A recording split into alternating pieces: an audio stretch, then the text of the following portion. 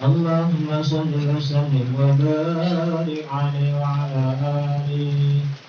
ولد النبي ونبي سنة مع لسرق فرحة وانجب الصادق فانشق إيوان وأنا ونهار مخبتا وانعزم الرحمن هذا المولدا آمنة قد أرضعت وثويبة وحليمة وكل حقا سعيدا وحلت البركات دار حليمة وزوج به الغيث وغيث سؤددا أمينا صادقا محمودا أخلاقه بر زكيا أجوادا ما نابه بطيبة ومحمد أمل وزارته ذاك الوالدا بلسان الأعمال ثم بعمده وفرحمه أمه ذات النادى فله الجد وعم والنطاع وجب العزيمة صابرا مجتهدا وهديناك نهتدهم في 25 فحاسب بالمحبة مطعابا تنبيه الضر وفتنوا بالماء وبالجاه وبالروح فيا نعم الفداء يا رب صل على النبي وآله والمرسلين ومن بهديه مهتدى اللهم صل وسلم وبارك عليه وعلى آله. Bismillahirrahmanirrahim. Alhamdulillahirabbil alamin wa bihi nasta'in wa ala umuri dunya. Wassalatu wassalamu ala asrofil anbiya wal mursalin sayyidina Muhammadin wa ala alihi wa sahbihi ajma'in. Yang sama-sama kita hormati, kita muliakan orang tua dan guru kita, yaitu Habib Muhammad Mahya Sekar beserta keluarga besar beliau, para ustaz, Ustaz Sofi, Ustaz Glenn, RFMD, dan ustaz yang lain. Kemudian saudaraku jamaah keluarga besar Majelis Rasulullah SAW yang insya Allah kesemuanya diridhoi dan dicintai oleh Allah Subhanahu Wa Taala. Alhamdulillah di tengah-tengah curahan rahmat atau kasih sayang Allah, yaitu berupa turun hujan, yang salah satu rahmat Allah turun kepada kita, dan juga rahmat yang terbesar kepada kita untuk kita semua, yaitu Allah lagi-lagi masih mentakdirkan kita di dalam keadaan husnul khotimah, dalam artian kita berbuat, berlaku, beramal, dan bisa berzikir mengingat Allah, bisa bersalawat kepada Rasulullah SAW. Bentuk kasih sayang Allah kepada kita salah satunya. Oke, saudaraku semua, ma asaba min musibatin illa bismillah. Segala musibah, sesuatu takdir yang terjadi di alam dunia ini, di alam dunia semuanya ini terjadi semuanya atas izin Allah. Bisa aja kalau Allah berkehendak pun, kalaupun jadi gila, jadi gila.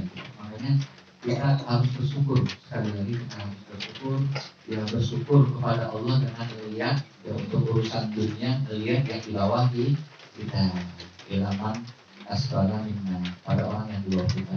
Tapi kalau untuk urusan akhirat, kita melihat orang di atas kita, yaitu orang-orang soleh yang senantiasa ibadahnya begitu rajin kepada Allah Subhanahu wa Ta'ala. Dan itu sekali lagi bersyukur kepada Allah. Allah takdirin kita dengan jaga amaliyah kita, kita rutinin, ya, kita rutinin majelis ilmu, majelis salawat, majelis zikir untuk ngecas terus setiap seminggu sekalinya atau seminggu berapa kali dicas terus keimanan kita. Ini salah satu bentuk syukur kita kepada Allah Subhanahu wa Ta'ala. Jangan sampai nikmat yang kayak gini dicabut sama Allah. Nikmat yang seperti ini dicabut, alhamdulillah. Jangan sampai. Biasanya nih kita nih namanya manusia, ya, baru ngerasa nikmat itu enak, nikmat itu indah kalau udah nggak ada, kalau udah dicabut. Kalau udah dicabut, ya, Kalau udah nggak ketemu lagi, kalau kata Pak Kasih Roni ini, kalau sudah tiada baru rasa. Kalau kita segala sesuatu yang udah nggak ada di tengah-tengah kita baru rasa. Dulu kayak saya pribadi dulu rasain dengan nyanyiin mungkin ya, nyanyiin orang tua saya, bapak saya. Pas dia udah nggak ada, ketika kayak begini, ya Allah rasa pentingnya punya ayah, pentingnya punya bapak. Maka dari itu sekali lagi jaga nikmat ini dengan kita terus bersyukur kepada Allah dan juga menjaga keistiqomahan kegiatan di kita. Salah satu juga untuk ini, untuk menjaga keistiqomahan kita yang sering kita baca di Rotibul Atos, yaitu Allahumma jamilna bil afiyah wa haqiqna bit taqwa wal istiqomah. Ya Allah, terindah, terbagus kesehatan kami, dan ya, wa haqiqna bit taqwa wal istiqomah, dan juga kuatkan kami dalam ketakwaan dan keistiqomahan. Mudah-mudahan kita senantiasa Allah berikan keistiqomahan. Amin Allahumma amin. Kemudian selanjutnya seperti biasa yaitu pembahasan kajian kitab Syarih Nabi Najah yang akan disampaikan oleh Ustaz Muhammad Syauqi kepada beliau. Dipersilakan.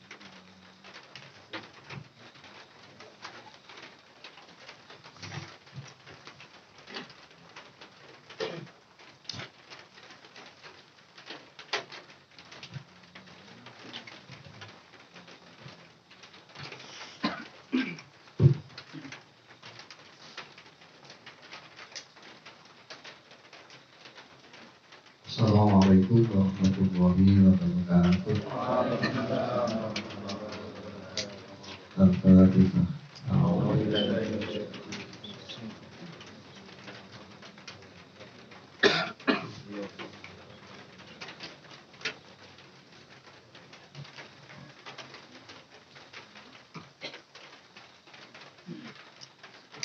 Bismillahirrahmanirrahim. Alhamdulillahirabbil alamin. Salatu wassalamu ala asyrafil anbiya'i wal mursalin sayyidina wa nabiyina Muhammadin wa ala alihi washabbihi ajma'in. Subhanaka la ilma lana illa ma 'allamtana innaka antal alimul hakim. Rabbi shrah li sadri wa yassir li amri wahlul 'uqdatam min lisani yafqahu qawli. Amma ba'du.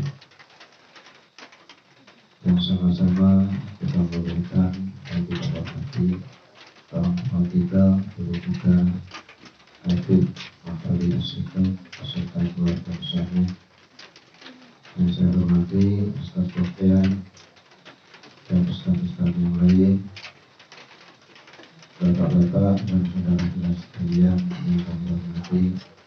Puji syukur kehadiran Allah senantiasa kita panjatkan dengan melafazkan alhamdulillah irokil alamin, yang mana atas segala limpah nikmat maunah taufik beserta hidayahnya pada malam hari ini kita masih diberi kesempatan untuk bersama-sama menghadiri kegiatan rutin pembacaan Qur'an Al-Hajar, pembacaan kitab Syarah Zuhur, dan kajian kitab Syarih Nabi Najah dalam keadaan sehat walafiat. Mudah-mudahan apa yang kita kerjakan pada malam hari ini Allah ditangkap sebagai amal ibadah, ditangkap sebagai amal kebaikan. Amin Allahumma amin. Salawat dan salam mudah-mudahan tetap kami lakukan atas junjungan kita Nabi besar Muhammad sallallahu alaihi wasallam dengan ucapan Allahumma sholli wa sallim wa barik alaihi. Saudaraku sekalian yang kami hormati, sebelumnya ini saya mohon izin kepada Habib untuk menyampaikan kajian lanjutan dari kajian yang minggu kemarin. Sekarang kita masuk ke pasal makna la ilaha illallah wa ma'budah bihaqqin fil wujudi illallahu atau illallah. Saudaraku sekalian yang kami hormati, ini saya baca makna la ilaha illallah. Adapun makna kalimat la ilaha illallah, adalah lama Buddha dihakim ilwujudi ilallah. Kita tahu kalau la ilaha illallah itu kita terjemahkan artinya tidak ada Tuhan selain Allah. Nah, yang kita bahas makna dari kata-kata tidak ada Tuhan selain Allah.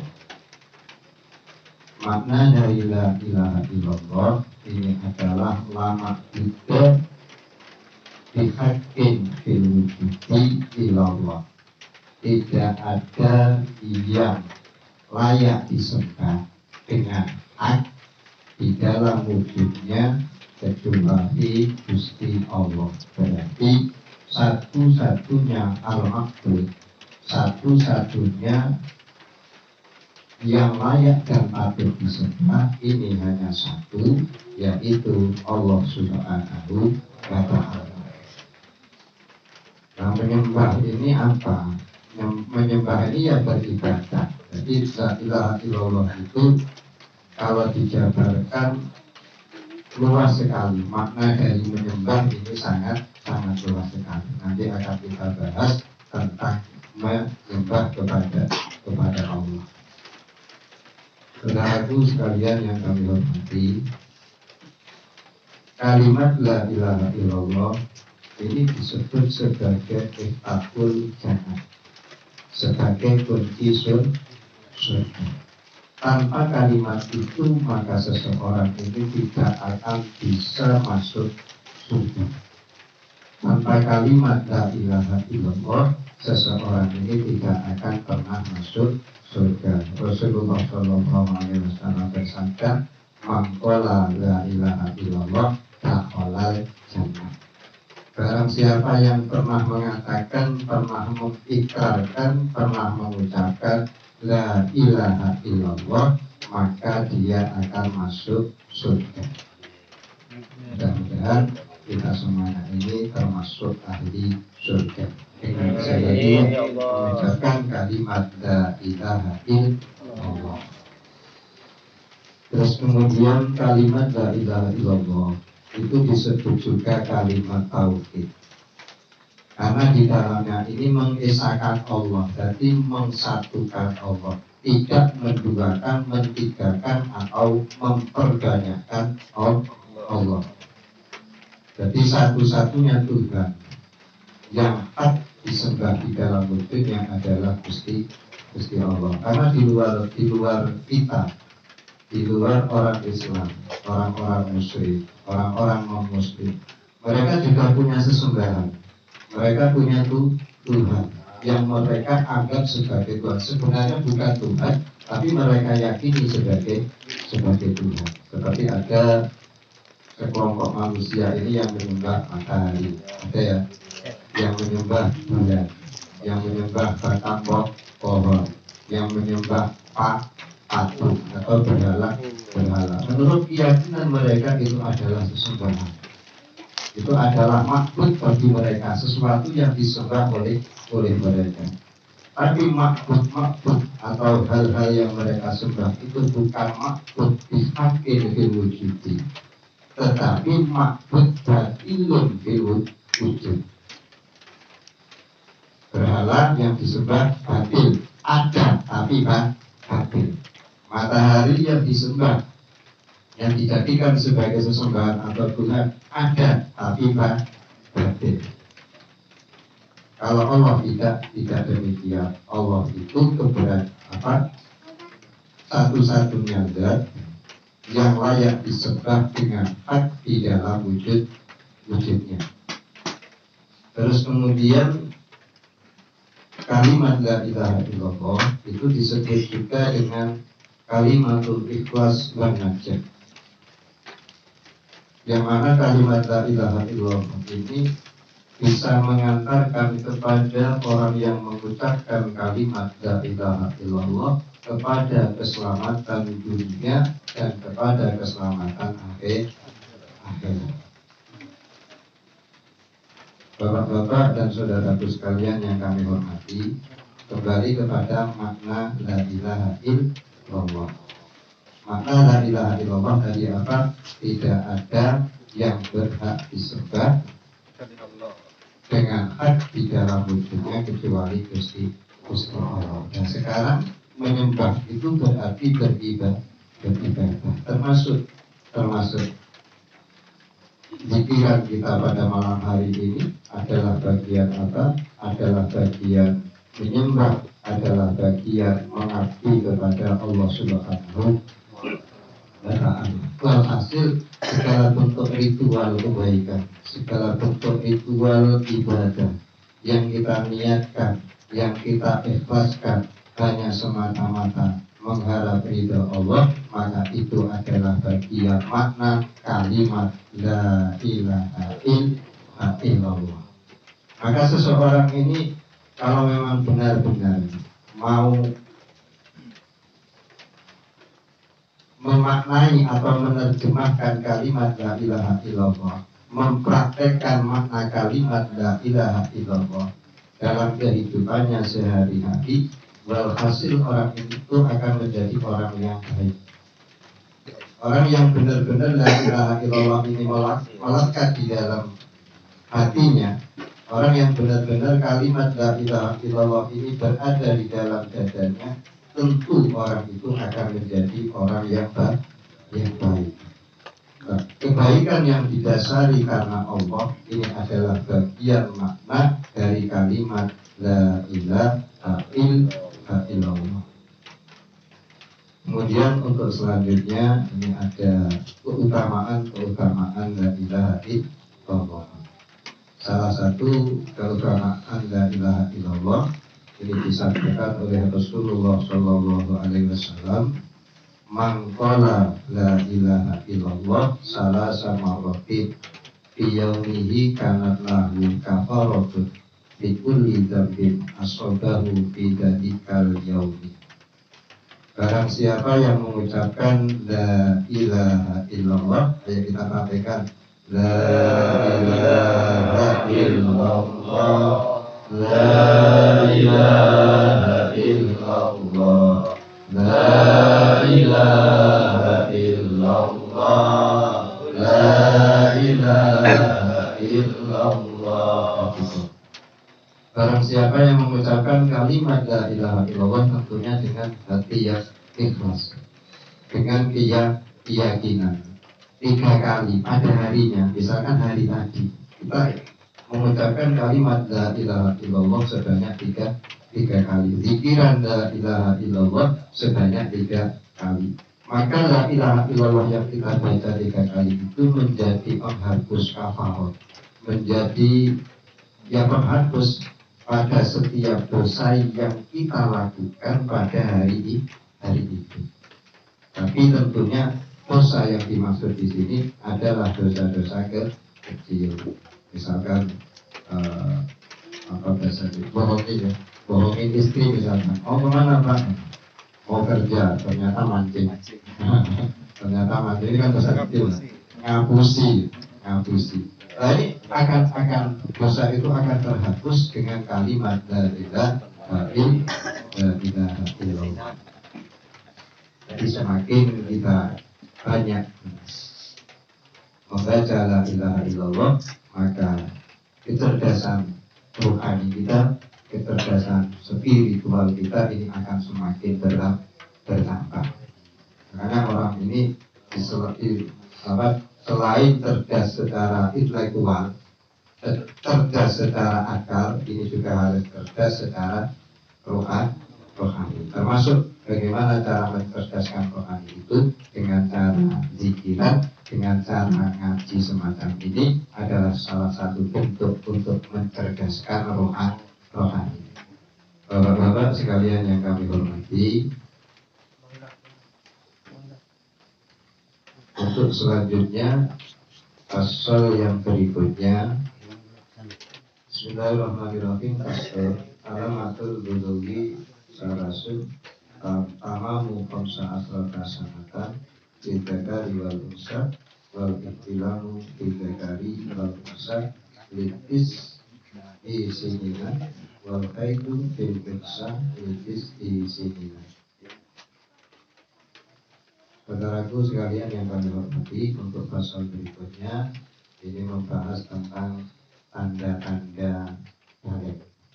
Balik itu, usia balik itu usia di mana seseorang ini dibebani syariat untuk mengerjakan perintah-perintah agama.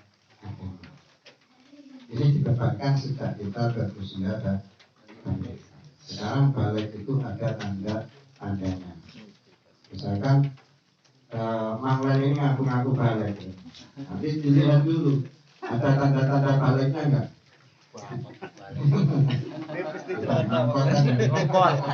Kompol.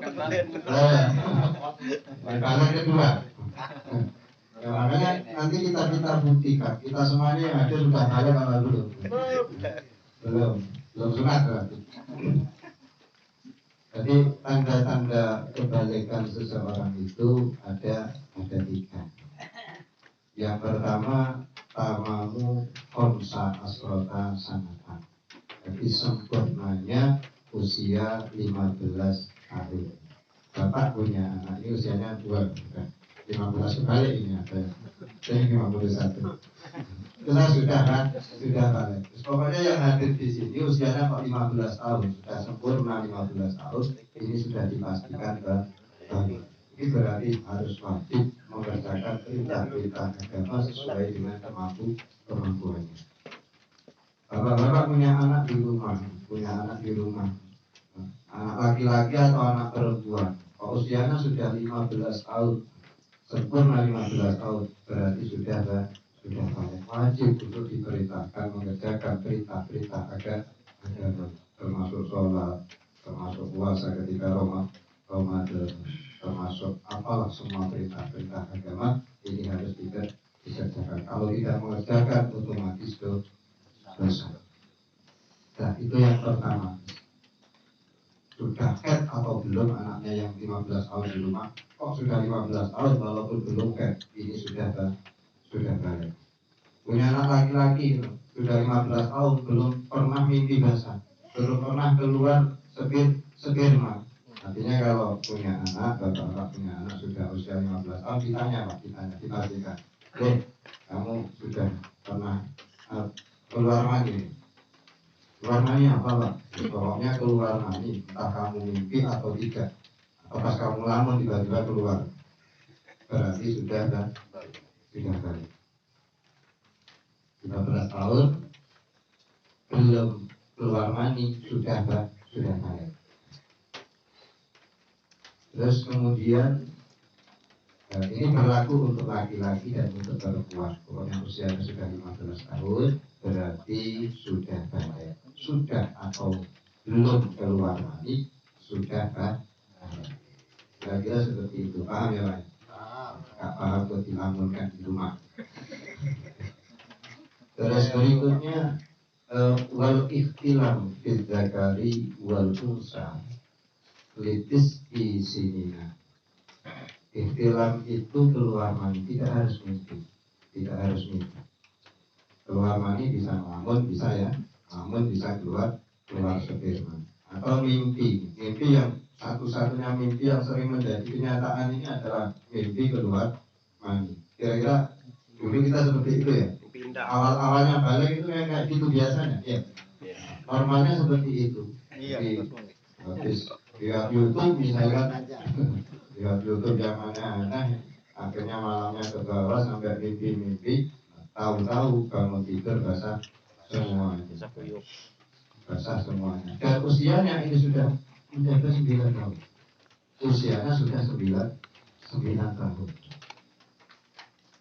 Maka sudah dipastikan walaupun belum mencapai umur 15 tahun, karena sudah mimpi atau sudah keluar mani baik secara sadar atau dalam keadaan tidur, maka sudah dipastikan balik. Ini bisa ditanyakan nanti kepada anak-anaknya yang laki-laki atau perempuan, ditanyakan.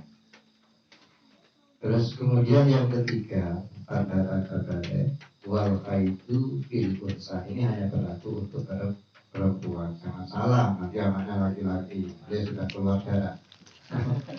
juga Pak ini. Begitu tinggi.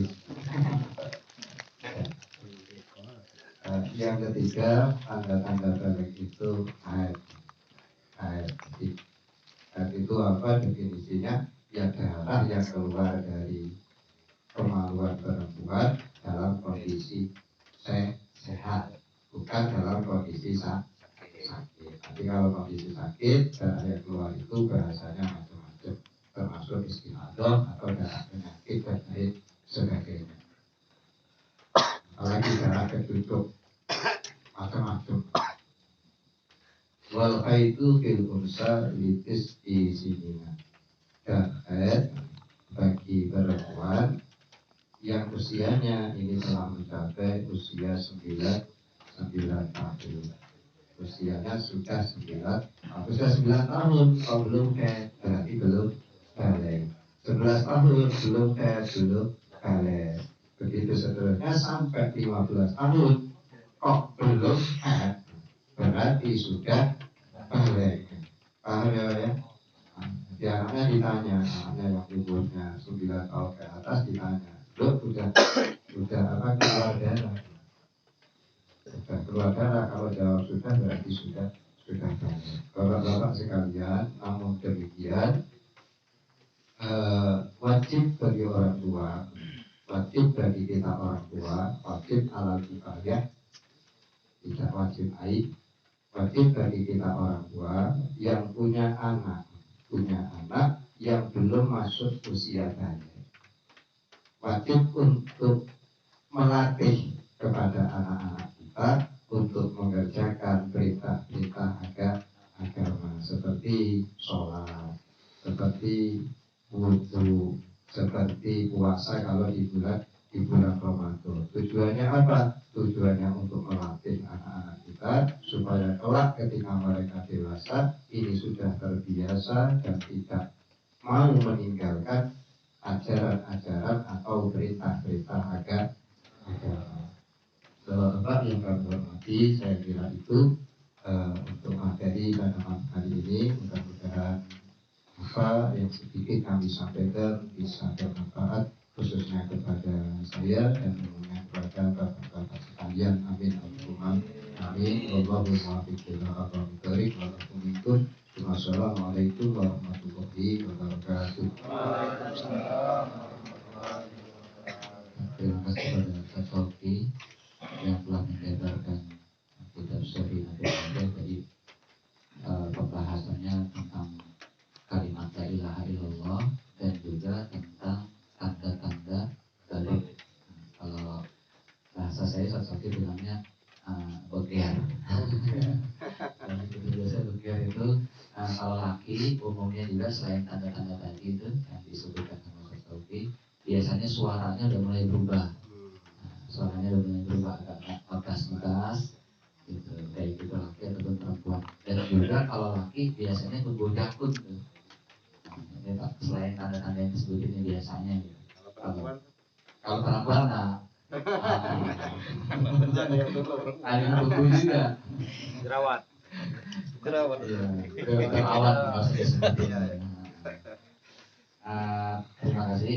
Mudah-mudahan ini kita jadi pengetahuan bagi diri kita, nanti kita terapkan, kita ajarkan sama anak-anak kita. Kalau udah mencapai dari tanda-tanda tadi, berarti anak-anak kita sudah diberikan kewajiban untuk melaksanakan ibadah atau perintah-perintah Allah Subhanahu wa Ta'ala, dan juga ada kewajiban untuk meninggalkan apa-apa yang dilarang oleh Allah Subhanahu wa Ta'ala.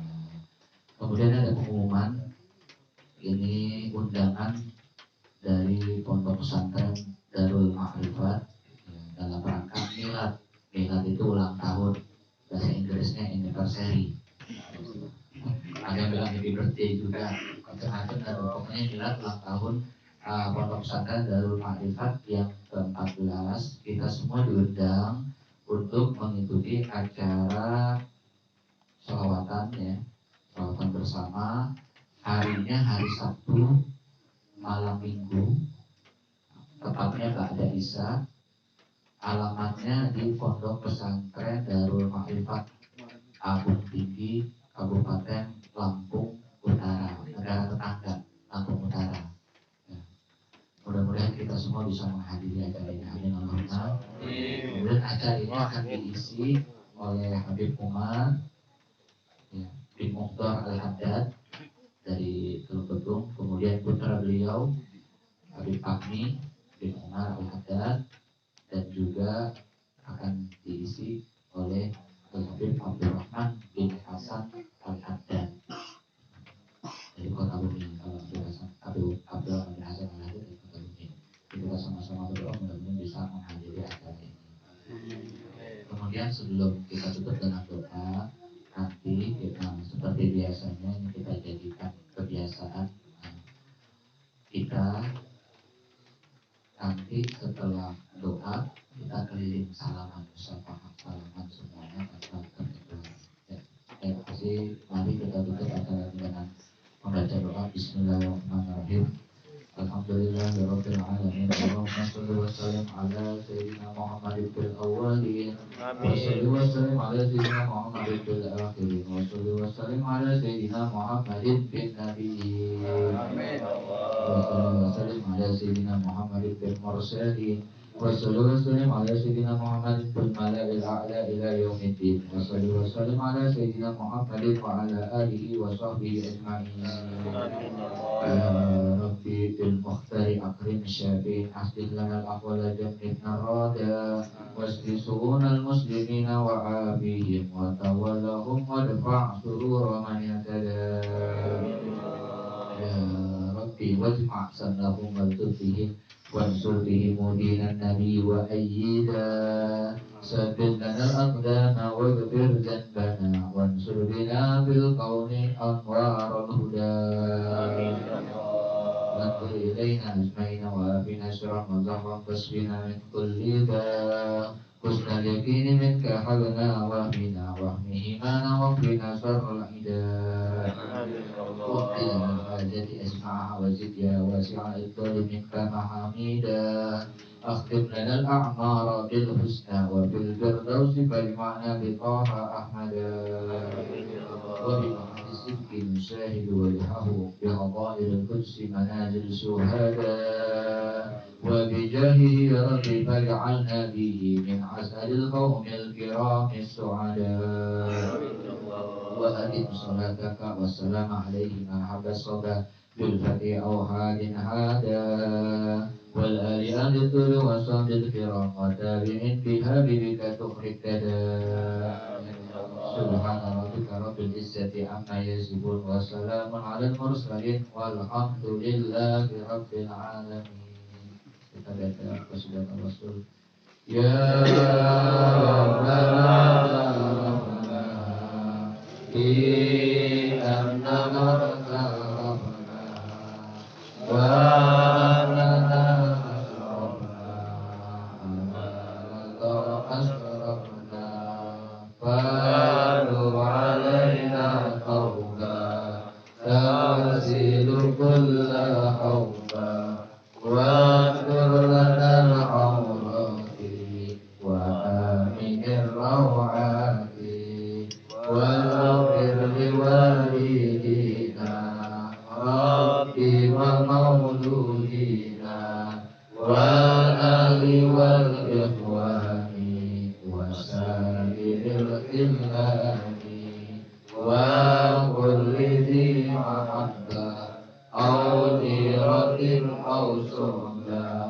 والمسلمين أجمعين.